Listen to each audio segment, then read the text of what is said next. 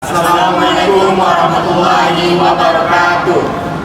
Kami dari kelompok 1 mata kuliah PKN akan menjelaskan mengenai kontra pada Presiden Soeharto sebagai pahlawan nasional.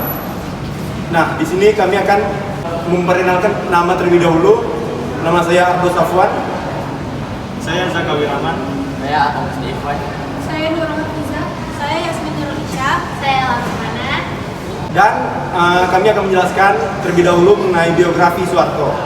Soeharto merupakan Presiden kedua Republik Indonesia yang menjabat cukup lama. Nah, Soeharto ini dari awalnya dia menjadi militer pada masa Hindia Belanda pada sekitar tahun 1939 hingga 1940-an. Dan Soeharto juga menjadi proklamator dalam mempromosikan kemerdekaan Indonesia pada tahun 1960 hingga 1965. Di sini pada kelompok kami ini kami memilih kontra karena ada beberapa alasan yang akan disampaikan oleh kami sendiri. Soeharto dinilai tidak cukup dalam memproses tragedi pembunuhan massal seperti yang terjadi pada tahun 1965 dan beberapa pelanggaran HAM lainnya, dan praktik korupsi yang membuat ia harus dipertimbangkan dalam pemilihan ia sebagai pahlawan nasional. Menurut pendapat saya sendiri, mengapa Presiden Soeharto kontra atau bisa disebut dengan tidak sebagai pahlawan nasional? Karena pada masa pada Soeharto, itu Orde Lama, itu telah terjadi banyak pemberontakan. Hingga sekitar 3 dekade lamanya, banyak sekali pemberontakan terjadi pada masa Soeharto, hingga banyak sekali pendapat dan dari masyarakat kepada pemerintah bahwa Soeharto tidak pantas untuk menjadi pahlawan nasional. Ya, sampai sekarang juga argumennya masih belum ada yang pasti mengenai apakah Soeharto sebagai pahlawan nasional atau tidak.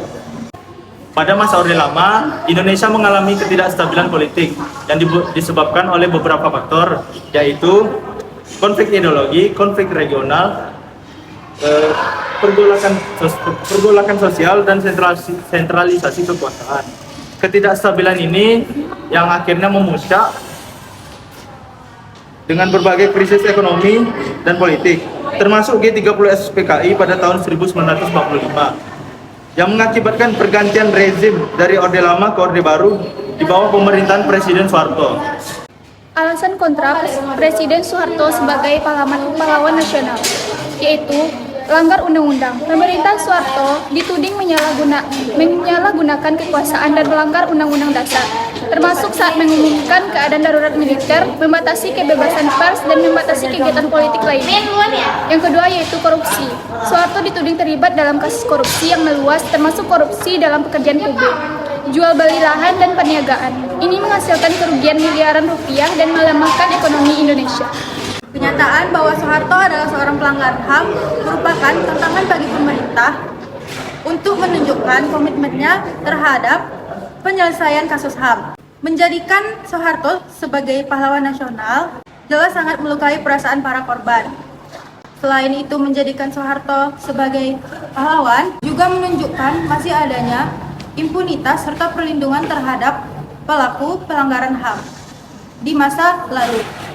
Hal ini yang kedepannya akan mempersulit upaya rekonsiliasi serta penyelesaian berbagai masalah pelanggaran HAM tersebut. Dengan demikian, mengangkat Soeharto sebagai pahlawan nasional justru menjadi suatu langkah mundur bagi pemerintah dalam upaya menyelesaikan kasus pelanggaran HAM di masa lalu. Baiklah, kesimpulannya, kenapa Soeharto tidak bisa menjadi pahlawan nasional? Karena ada syarat-syarat berikut.